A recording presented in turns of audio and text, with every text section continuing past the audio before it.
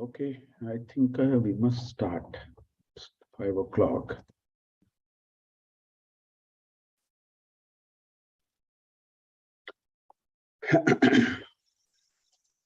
We start recording. Okay, so we will start.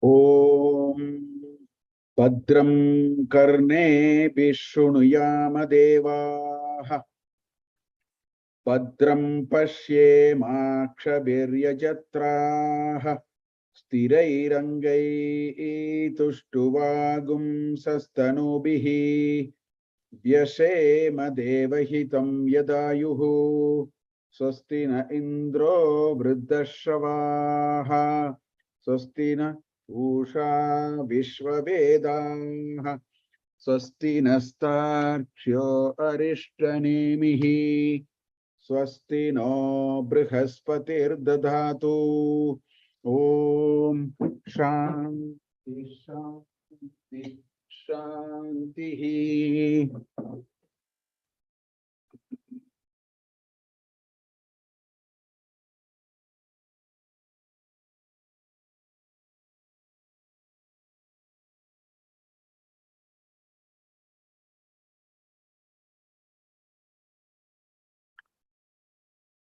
So we have been having too many disruptions. My apologies. I've been traveling a lot, and it looks like next 2 weeks also I will be traveling.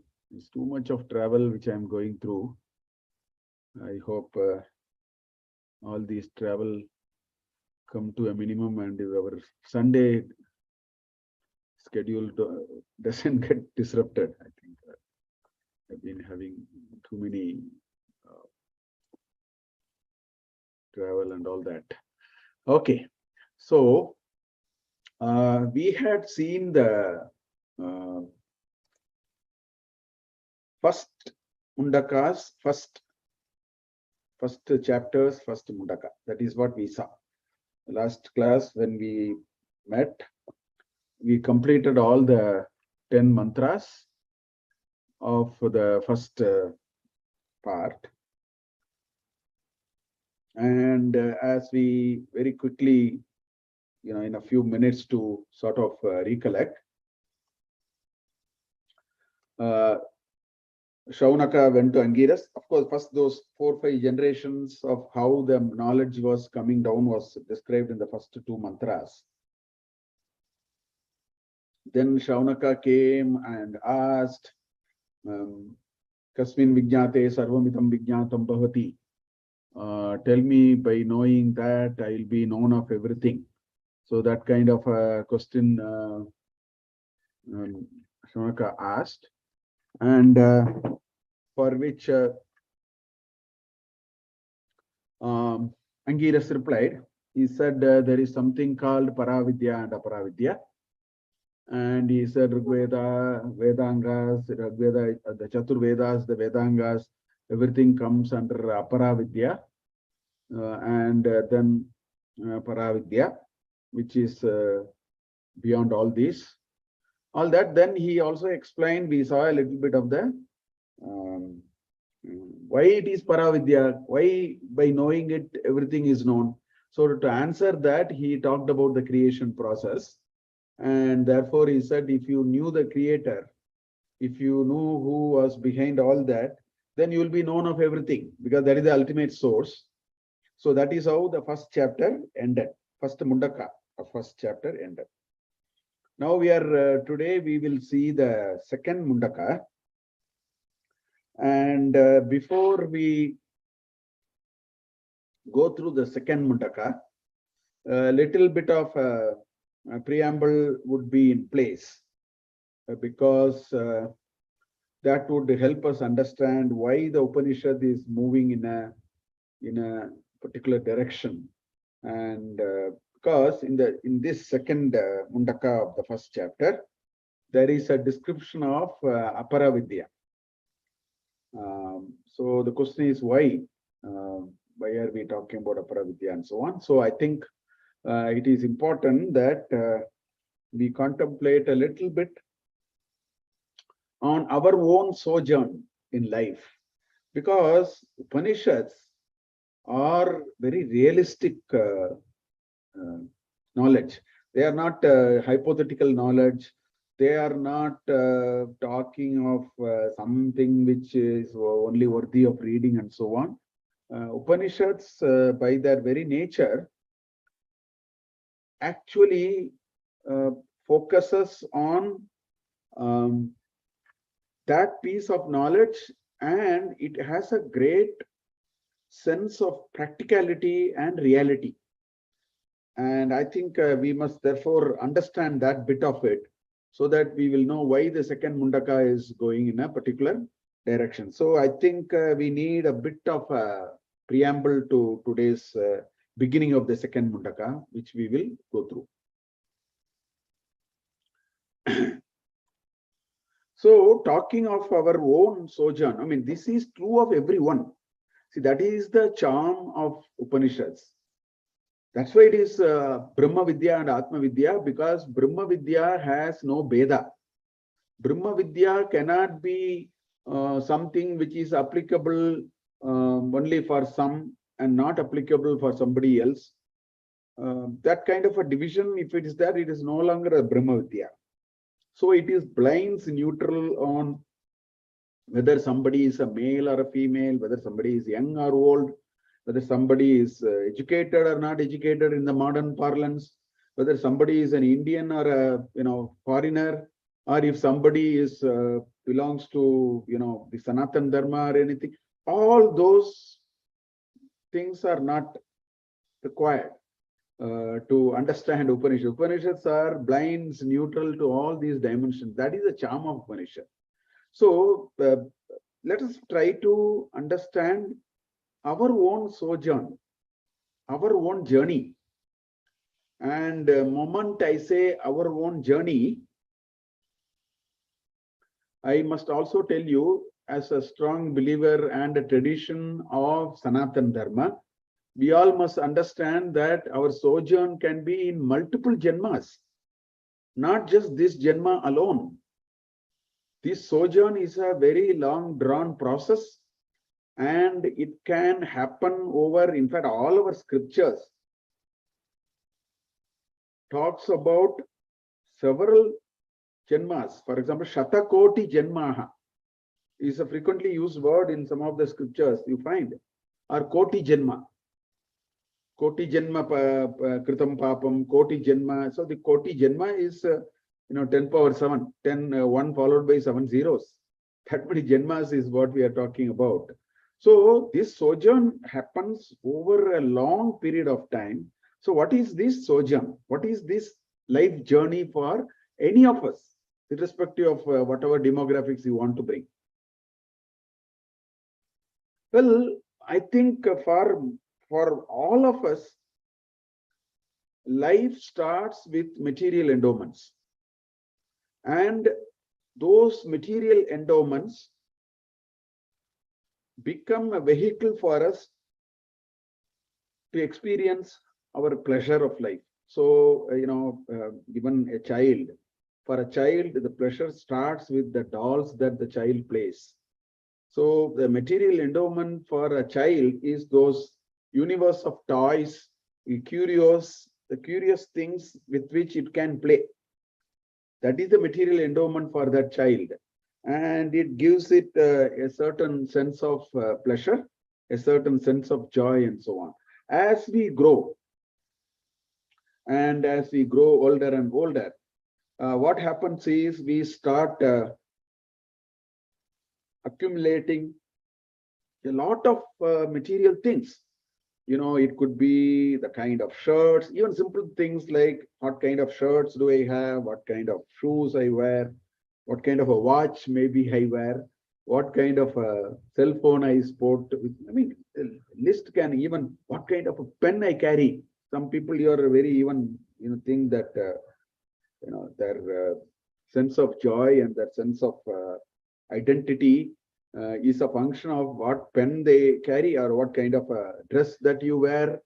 So like this, and we think that all these give us pleasure. That's why we are doing all that. Otherwise, why would we do it? I mean, it cannot be illogical. It has to be logical. I want something, I want a scooter, I want a phone, I want a computer, I want a tablet, I want a good house, I want a good holiday. One can keep on writing a long list.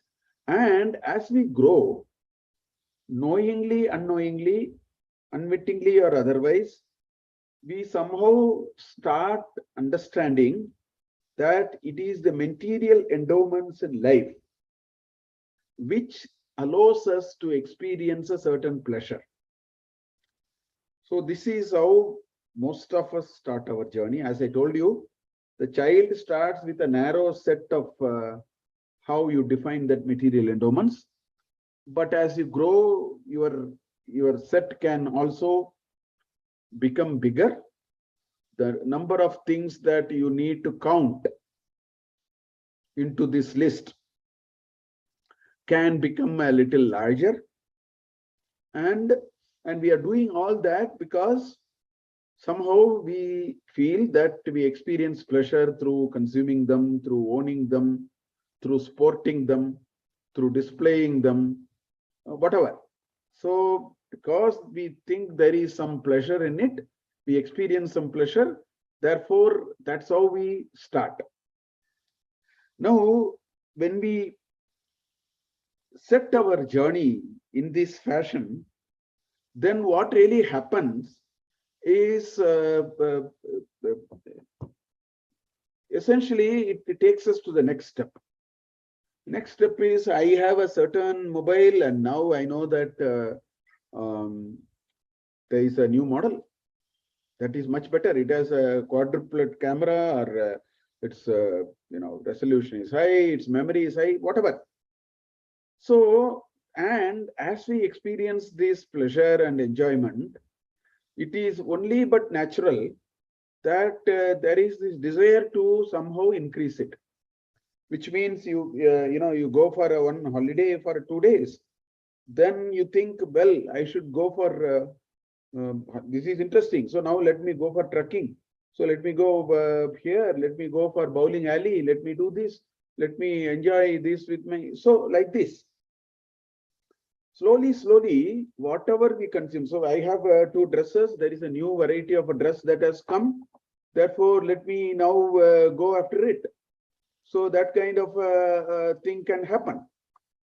So as we keep doing it, we discover new gadgets, we discover new, this car can be discarded. Now we can buy a new car. Now there is a third model which has come, we can go. So we are drawn into this journey of, and what it does is it only increases the material endowments in life. And we do it because we know that it is going to give us more joy, more enjoyment, and so on. So this desire for more enjoyment makes us look for how do we actually get all these. So now we need to earn more, which means I need to find a different job, or I need to maybe start my own, I should have my own startup, I can make more money, because all of them means economic proposition. We need money. To enjoy anything material in the world, you need to transact them, you need currency, either the digital form, whatever it is, but you need it in the bank account. So now the question is, how do I increase the bank account? So therefore, how do I change my job, look for more avenues for making money? So this is how, so take one more degree. Maybe if I take an MBA degree, my chances of changing my job, which may fetch a greater salary. So all the time you find we have these kinds of discussions going in the society. I am not putting a value on this. In fact, Upanishad is also not putting a value on this. We will see that. as such. All that I'm saying is this is the journey for us. All of us have gone through it. Some of us might be going through it now in this Janma. Some of us might have gone through it in several Janmas in the past also. Some of us will continue to go through this whole path for several Janmas. This path is infallible. This idea that material endowments give me pleasure, let me enjoy, increase the pleasure. So let me now find how to increase the pleasure. This is the huge preoccupation in which we seem to lead a life. And since all these make meaning to us, we are doing. Otherwise, we will not do. I'm not saying we are doing it for the heck of it. I think there is some meaning making for us. We think it truly gives us joy and all that. So therefore, we do it. Now the question is, what happens when we go on this path? Now, as I told you, to reach this place, to reach a situation where I can get whatever I want to maximize my enjoyment itself will be a hard job. It may take Janmas, it may take several years, even in a single Janma and so on. So therefore, that itself is a hard job, and then we may take several Janmas to do it. But then the question is, what happens after that? This question of what after that is a very big question. And at every stage, we ask it. We don't ask it at the beginning. As you take one step at a time, as we make this enjoyment, go to the next, some more enjoyment, go to the next, some more enjoyment. So one step at a time, as we go along this path, something very interesting happens in our lives, which really informs us something else. And what is that? That takes us to the third stage of our journey. What happens is, as we keep doing this, see how many cars can you buy, how many vehicles, how many houses can you own? Maybe 2 houses, 1 in the city, 2 in the middle of the city, maybe 2 farmhouses somewhere. I mean, you put a list. Somewhere in this journey that we all do, I mean, all these happen within us. We don't have to discuss it with anyone. We don't have to even pick up an argument with anyone. If it hasn't happened to us now, it will happen. If not in this Janma, it may happen, or much later in this Janma. All that can happen. We start slowly feeling a sense of imperfection. After all this, it's not that we have rested. Okay, now it is done. There's nothing more. Bhagavad Gita chapter 3, Krishna says, Na anavaptam avaptavyam vartayevacha karmani. He says, I have no wish list. Everything is over. It has come to a grinding halt. I don't think anybody people who have gone through this path in the world have only been all the time busy trying to make it more and more of it. I don't think anybody says enough. I have got enough and everything is fine. Even if we say it, it may be, I don't think, a very permanent and a deep statement that we may make. We all have our own experiences on that. So slowly in this process of consuming this material and all those endowments and entitlements and so many things with us and in our society and so on, there is this sense of imperfection that seems to crop in. And this process in which we are looking for material endowments, increasing it, but then we see it starts plateauing, but we don't find it bringing us to a state of perfection. This process is a very recursive process that is called samsara. So this process, we will go through it several times, several hundred times, several thousand times. That's what our scriptures say. I mean, it's mind-boggling to even think about it. But our scriptures say this experience that you gather, that there is a sense of imperfection, does not happen just like that. I mean, it may happen with taking, some sweets. After 4 or 5, I like sweets so much, so I keep on eating sweet. After a while, it actually stops, and I find that it is not that I am completely, satisfied person. Temporarily, there's only a temporary satisfaction and all that. So some of those things can happen in very small things. But as an individual, as a vyakti, to earn this anubhava, deep anubhava within us, that is a very long drawn process, and which happens over a very long period of time. And this is called samsara. So samsara is this process of going over it again and again and again and again and again, several thousand times. And slowly this thought emerges that with all this, I still seem to have a sense of imperfection. It's not all that rosy as I thought. I mean, I started like that. But tomorrow morning, life is as usual. I also feel disappointed. All that happens. Even though yesterday night, I thought I was at the edge of complete joy and bliss and so on. So that feeling starts coming. We all face it in every janma. But what I am saying is, if it has to get into your DNA, it needs a lot of janmas. Otherwise, it becomes transient. While that feeling is there, after a while you find that the feeling has disappeared with life as usual. You get back to pursuing all those and so on. So this is our journey. So when we are doing it, after long years of this battle, this endless punarapi, maranam, punarapi jananam, punarapi janani jatare shayanam, iha samsare bagudustare, kripaya pare pahimurare comes much later. We only go through this punarapi maranam and punarapi jananam jatare shayanam. That's what we keep doing through what is called samsara. Then slowly, this, because it's after all anubhava at the end of the day. It's all anubhava. And because of that anubhava, the search for non-fleeting riches of life will begin one day. If you ask me, sir, when will you begin? I do not know. But I know for sure this is the path. I don't think the path is to be debated. What perhaps needs to be debated is when will we get onto that path? That can be a very useful discussion, even a point for some alternative views and so on. But that we need to travel in these three stages is so universal.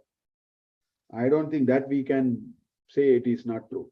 So somewhere this search for non-fleeting riches of life begins, because all the riches become fleeting. They all disappear. With all the riches, one day people also die here. And when people die, what happened with all these riches? You cannot prevent death. The death is, taking over person, irrespective of his economic status. One can delay it. One can, by better, sophisticated, treatment and all that, a few years here and there, one can, all that we can do. So the search for non-fleeting riches of life truly begins to us. That is when the sun starts shining in us, in our inner world. When this feeling seriously happens to us, that all that we are pursuing are all fine, but they are anitya, they are not exhaustive, they are not purna. There is no purnatva. There is no nityatva. It's not nitya. It is not purna. When this happens, so this imperfection and anitya, this is really the point for us to make that final flight to liberation. This is what our scriptures say. This is what our scriptures argue in different ways in different places. So that will take us to the next stage. And the next stage is one of saying, how do you find an alternate path to life? All these are fleeting. That realization comes.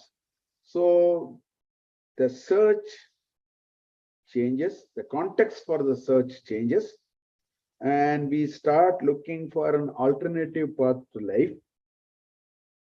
That can be a very liberating experience. So this is a journey, as I told you, this is a journey for any individual, be a Christian or a Muslim or a person who subscribes to Sanatana Dharma or a Buddhist, it doesn't matter.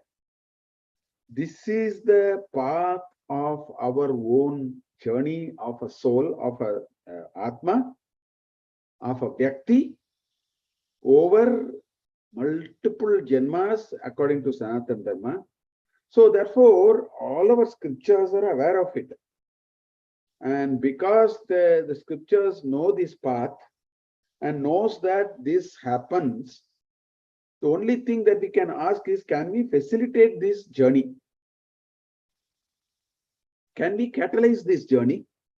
Can we facilitate this journey in a way that it happens efficiently? Because we need to move from the left side to the right side.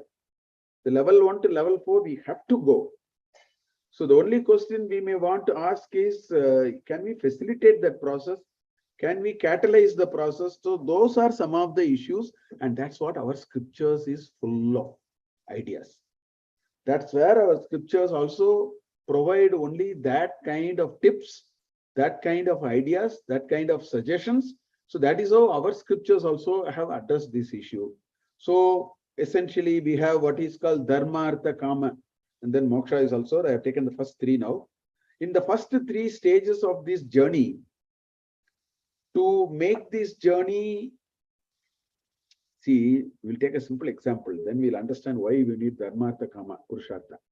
Suppose I start from here and I want to go to Jayanagar, which is 5 kilometers from here. Now the point, and let's say I go by walk, go by car, whatever it is. Let's say I go by walk. Now, my destination is, let's say, a particular place in Jayanagar, Bangalore, which is about 4.5 kilometers, 5 kilometers from my house where I am sitting now. Now, the only thing that we need is we should make sure that we are walking on the right road. You should not end up aimlessly going, take a right turn, then take a left turn, then after some time take a right turn, go for some time, take a U-turn. If you do all that, there is absolutely no guarantee where we will land. For all we know, after 10 hours of walking, we may be very close to our house. Because there is no path, there is no rhyme or reason why we did something. And therefore, in real terms, we would have never made a progress in our target of reaching Jayanagar shopping complex, let us say. Our life is like that. If we don't use Dharma, Artha, Kama as those guiding lights for us, which many people don't understand, that's why they call Purusharthas. If you don't do it, then we may spend the first 1,000 janmas in this aimless walking. And after 1,000 janmas, it is like being by the side of my main door of my house, thinking I am going to reach Jayanagar. It's equivalent to that. So therefore, we need a right map. We need to check the map, follow the rules. And then, if we are able to do it, we will be able to reach in a finite time. So in the same way, in order to do this mindless spending, life is to enjoy, there are a lot of fancy statements. We can easily get carried away by those statements. Life is to enjoy, why are you bothered about all that? There is nothing like God, whatever you see in front of you is all real. If you do good, think good and do good to others, nothing will happen, you will become all right. So these are all uninformed, incompetent advices and understanding of life. So a person, and for all, most of us will also be leading a life like that for several janmas. A person doing that is like aimlessly walking without knowing the directions, without knowing where am I going, etc., and reaching my house after 10 hours of walking. So to protect us from that, to make sure that we are going on the right track so that we will reach the trajectory we want to reach, even when we pursue materialistic things to have enjoyment and come to a conclusion that these enjoyments are fleeting. That is what the first 3 stages are about. Even to do it efficiently, even to do it in a very systematic way, we need the Purusharthas, Dharma, Artha, and Kama. So our scriptures provided that. Now, if you want to go beyond that, then you need this Purushartha called Moksha Purushartha. So this is one guideline for us to lead our journey, because our scriptures know exactly this is the path we will go. The second thing is, how does this change happen? Initially, we thought, I must own it, I must have this latest model, I must do this, I must do that, I must have a bigger house in the middle of the city. All that when we do, they are all called kamya karma. Because we desire for enjoyment, so we are sort of trying to find out how to get it. We look for means to attain these. All those are called kamya karma. Because I want to do it with a specific purpose, and that purpose is, these things give me joy, I want more of it. I want the best in class of it. Better options that has come in. All that. That's called kamya karma. Now, when we keep doing this kamya karma, there is a lot of experience that we accumulate and slowly understand the futility of not only that these material things can give me enjoyment, but also the path through which we are attaining it. Both we will get disillusion, and moment that happens slowly in us, when that happens, the way we do work will change. It will become nishkamya karma. That sort of what is in it for me will slightly fade to the background. So the way we approach work, the way we engage with the world, everything will go through a change. And that is called nishkamya karma. So our scriptures talk about all these. They are aware that we will go through all these, therefore it talks about all these. Now, Upanishads cannot be an exception to it. Upanishad also is a very realistic science. Therefore, it knows that people will also go through the initial stages. So if they have chosen to go through initial stages, give them right advice even for it. Don't dissuade them, don't talk ill of them, don't look down upon them. Let them gather that experience. Oh, this is all fleeting. I need to look for non-fleeting things in life. That let them find out.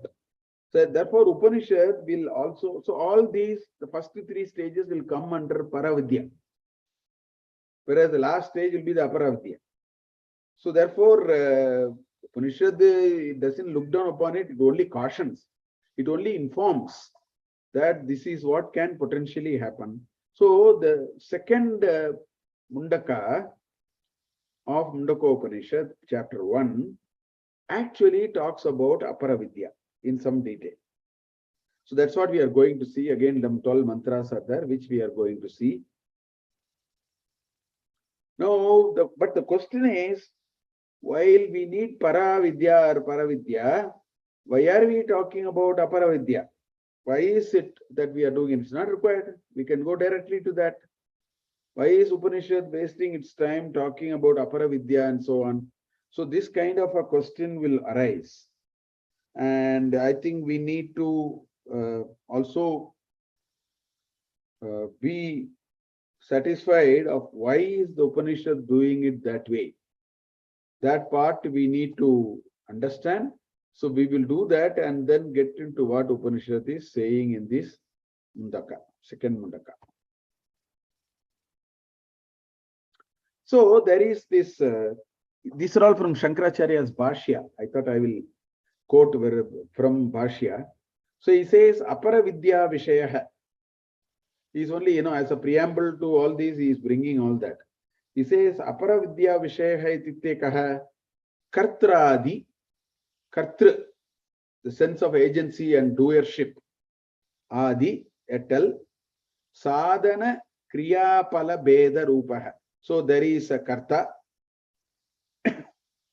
there is a sadhana, something to be achieved, there is a kriya, there is a pala, action, there is a kriya, which is action, there is a pala, there is a fruit, and there is so much of Veda in all these four entities. They are all viewed as four different things.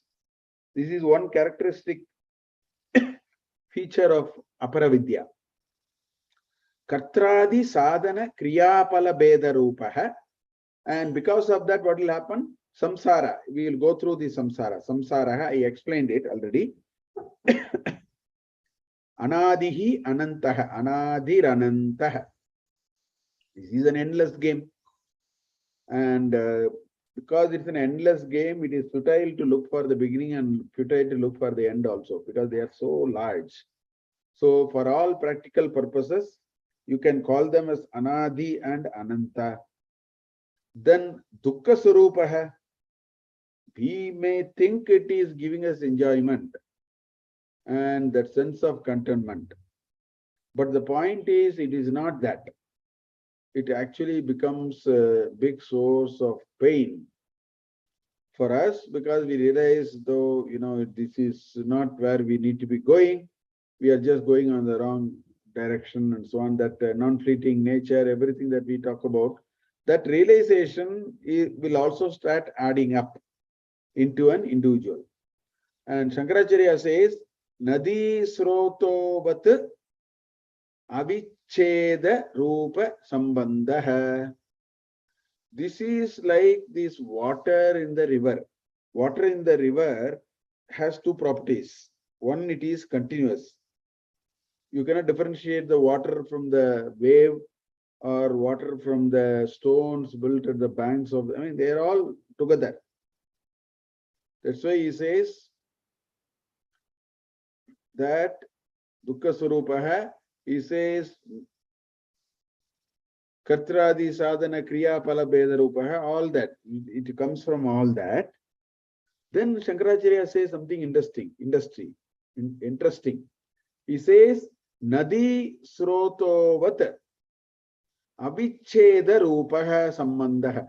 This is like the continuous running water in a nadi. There is, you don't see an end. It is not like, only when they close the dam and open the dam, you'll see it. If you let the water to naturally flow, it is Anadi and Ananta. You don't know when it started and when it will end. It will go on, keep on going. So Nadi Srotavat. But he also says, Avicheda Rupaha.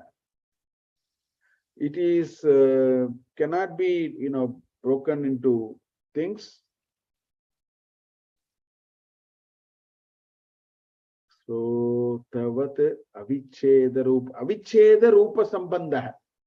That Vastu, which cannot be separated, which cannot be, these kinds of differences are not there. So, there is no connection between that and this. Avicheda Rupa Sambandha.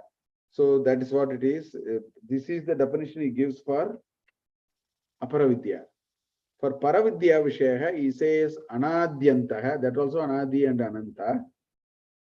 But Ajaraha, it doesn't have Jara. It is not something which is old. Upanishad knowledge is never old. It is always fresh. It may not be new, but it is always fresh.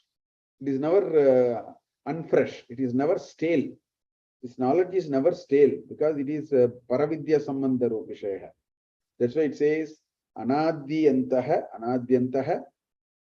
Ajaraha, which has no Jara, Amaraha, which does not get destroyed. That's why if you burn all the copies of Upanishads and let us say you wipe off the memory of the people with something, so that the whole world is now devoid of all this. The question is, what will happen? It will come back because it is talking those logical things. It is talking those things which are real sense of reality for us. Therefore, it will come back. That's why it is Amaraha. It is never Amritaha. It is immortal. Abhayaha. It has no sense of fear. Shuddhaha. It is pristine, clear. It is not dirted by all other feelings and all kinds of emotions and so on. Shuddhaha, prasannaha. Because of that joy of fulfillment, that person will be prasanna. Atma pratishta lakshanaha. For that person, his Atma is well established in him. And on account of that, Paramanandaha, He will be an ocean of bliss. And Akshayah, it will not, Advayah, it is not two. Paravidya will inform us that there is only one which manifests in different ways. So these are all Paravidya.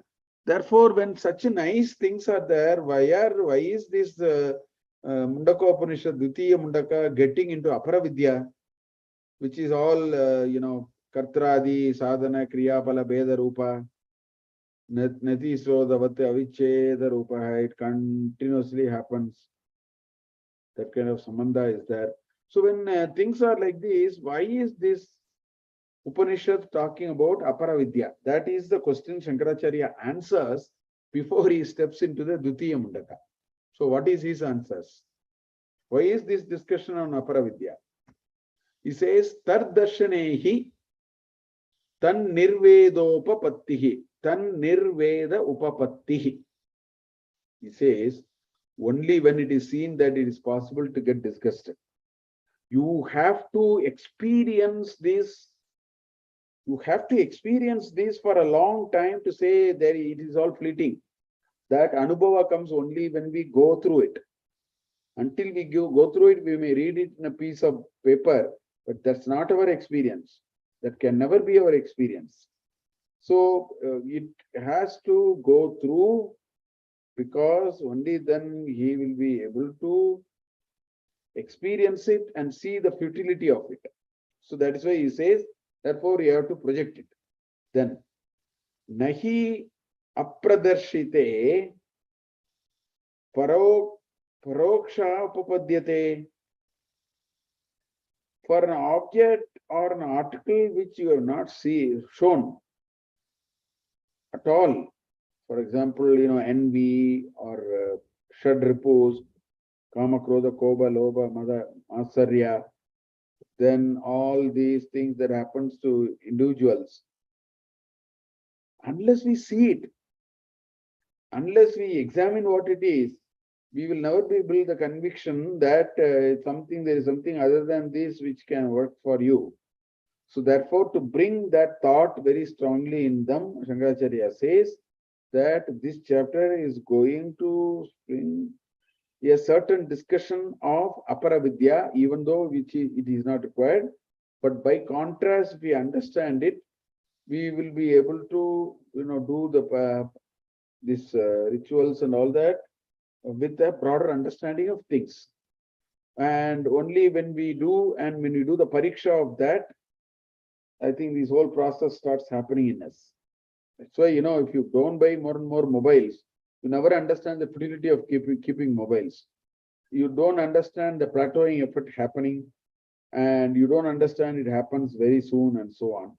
So that's why all these are the reasons why Aparavidya is being talked about in this chapter, in the Dvitiya Mundaka. So let us see the first mantra of that.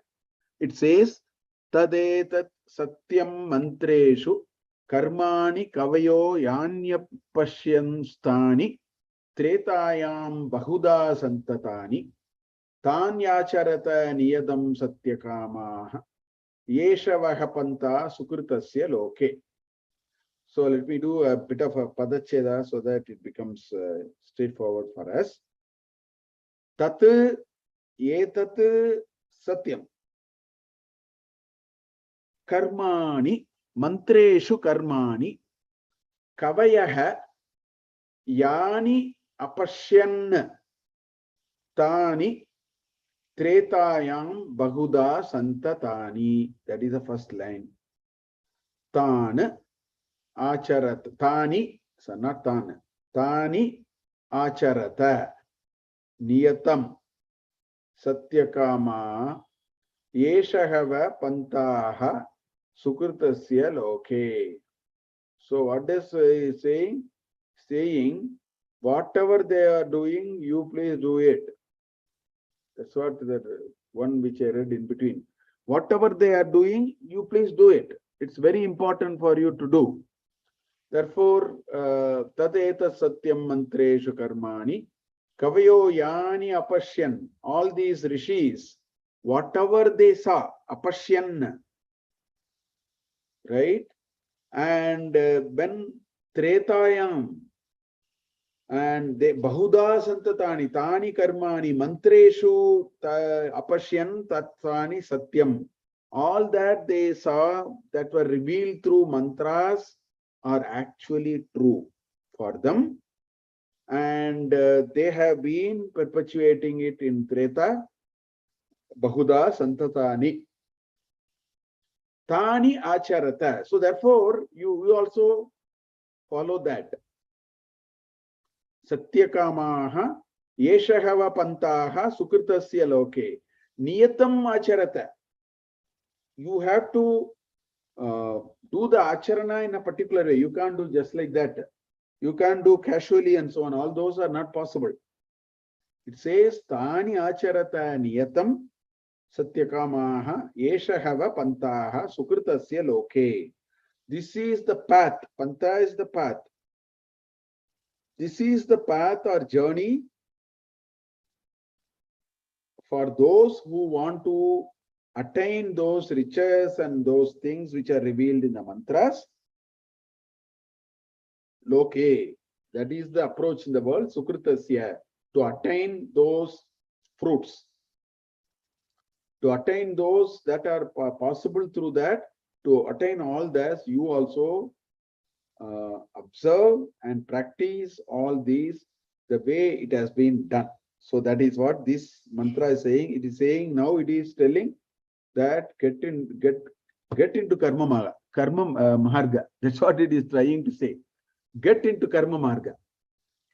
That's what the Shruti is saying. Why is it saying? Because it says you experience it, then only you will develop a detachment. You will never develop detachment otherwise. If you experience it after some time, it is, you say enough. That sometimes, as I told you, can be several janmas also, but that is a path. So therefore, you follow all that. So in this, there are several important words. And we need to understand these words properly. For example, tat etat satyam. By saying that this is truth. That's what it is saying. And what is it? It is by way of a guarantee of results promised by Shruti. That is why this word Tatetat Satyam is coming. It says the Shruti is the guarantee for you. Shruti gives the disclaimer. If you follow this, Yeshaha Pantaha Sukritanam Sukritasya. Okay. That's what it says. Yeshaha Pantaha, right? Sukritasya Loke. That's what it is saying. So therefore, follow this. As promised, Shruti has given you a promise. Satyam, tadetat. Then there is another word, Tretayam. Tretayam is understood in three ways. One way to understand is, these mantras are in the three Vedas. Treta here means the three Vedas. So the mantras are for all these riches, for all these material pursuits that we are looking for. The mantras are available in the three Vedas. That is one meaning of Treta, Tretayam. Another meaning is in the Treta Yuga.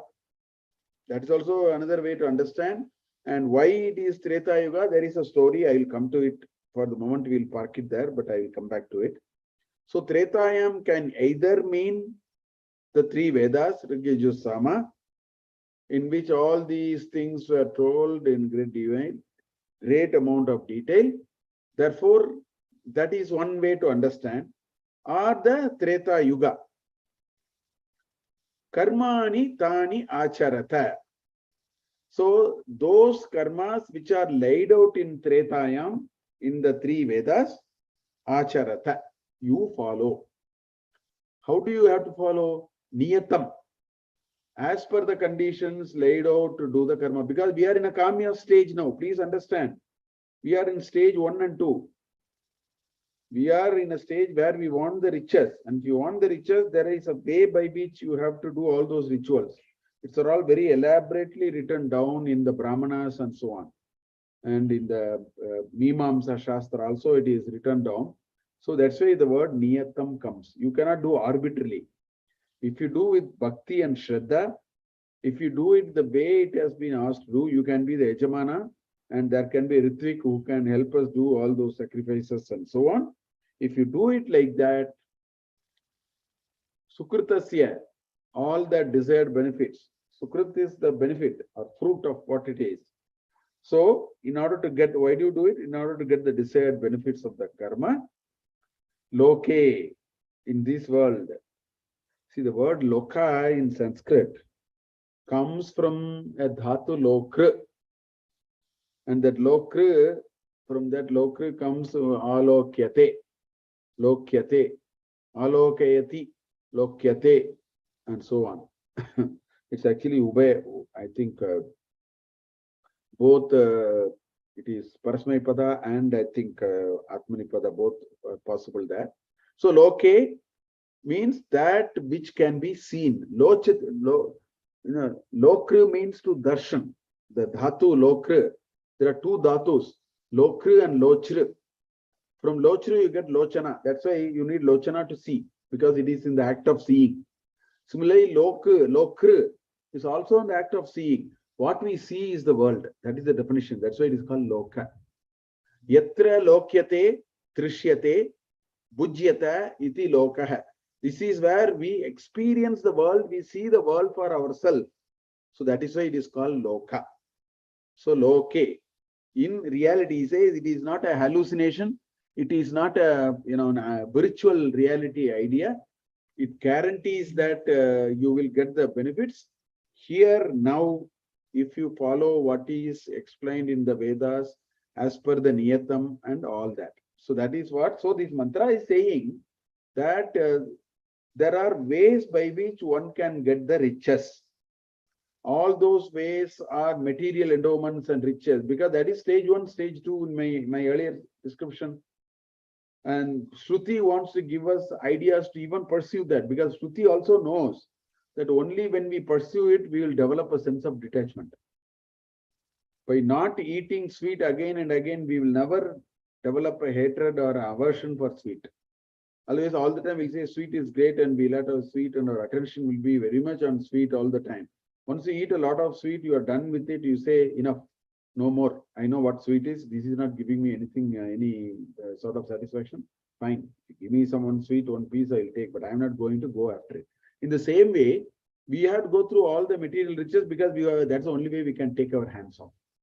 So that's what the first mantra is saying here.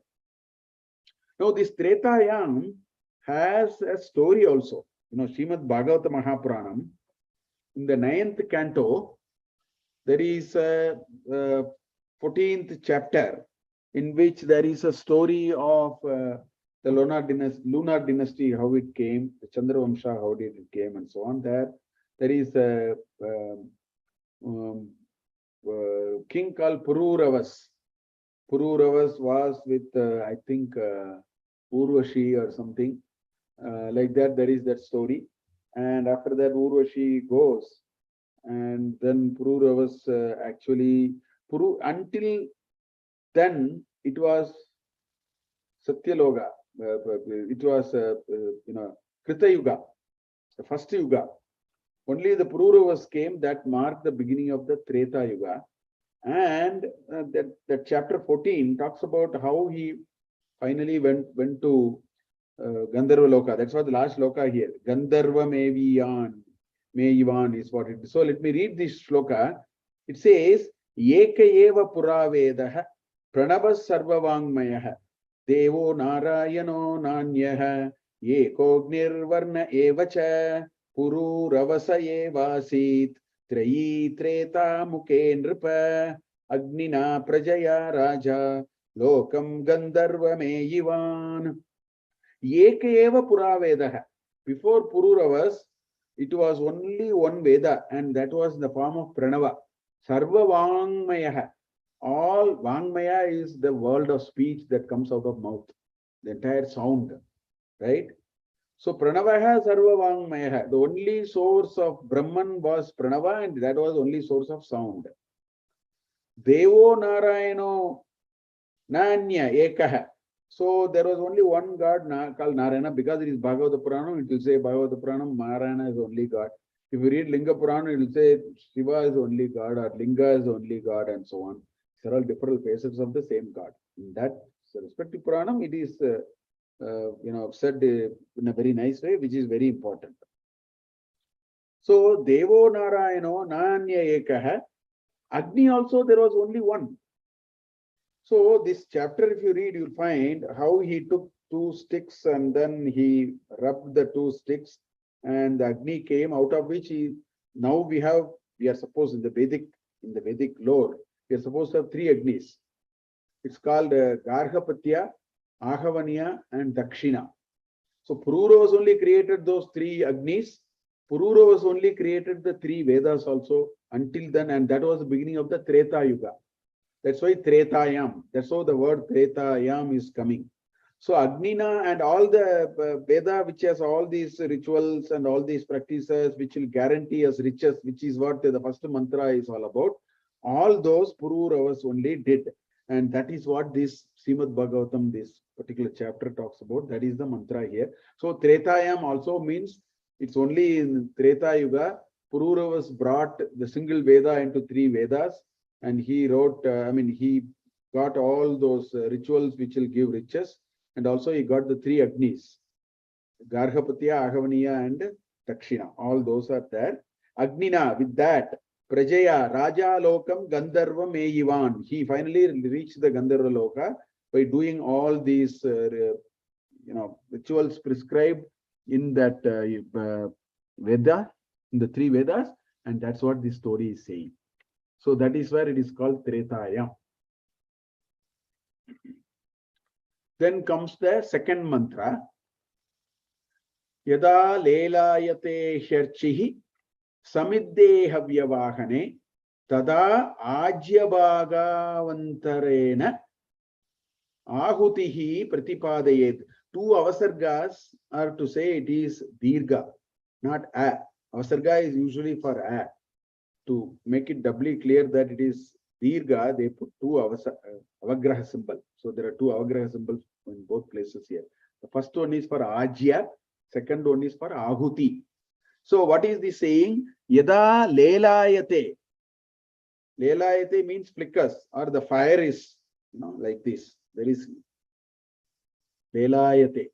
Hyarchihi, that fire. Samidde, in the Samit, Havyavahane, which is the vehicle for taking your oblations to the intended God, which is that's where the fire is made, right? Through the Samit.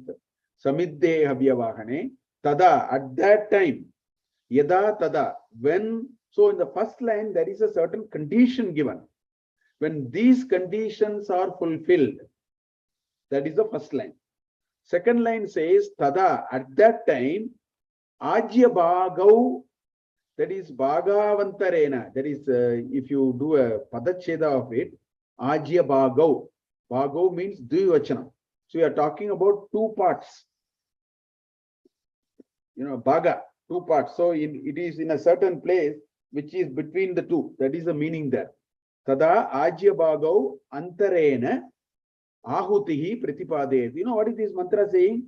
It's saying, if you are in a Kamya route, if you are interested in riches, then you have to follow the rules so diligently, only then you will get the benefits.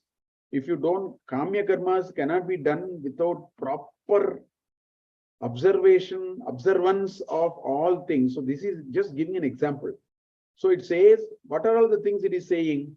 It is giving conditions. Ahuti pratipadayet, that's what it is saying. You have to finally offer the ahuti. And if you offer the ahuti, it will go to the respective God. But how do you offer the ahuti? It says, Ajya Bhagau Antarena. It is the intermediate space between north and south. When you are sitting east facing, so we are talking about between the north part and the south part, in that place. Even today, when you do some yajnas and when you do, upasana, the Purohit will say, put it here, put it here.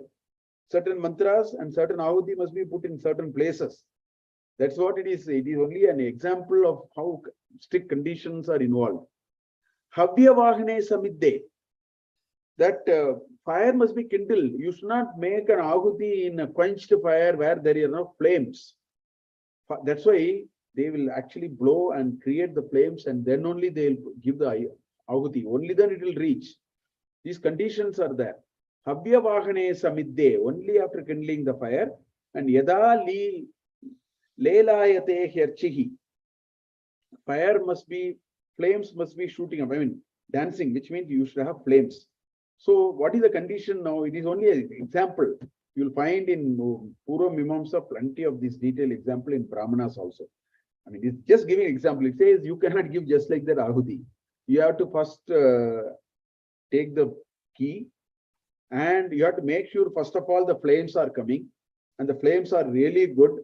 When the flames are coming, you take 2 parts of ghee and offer it between the north and the south position.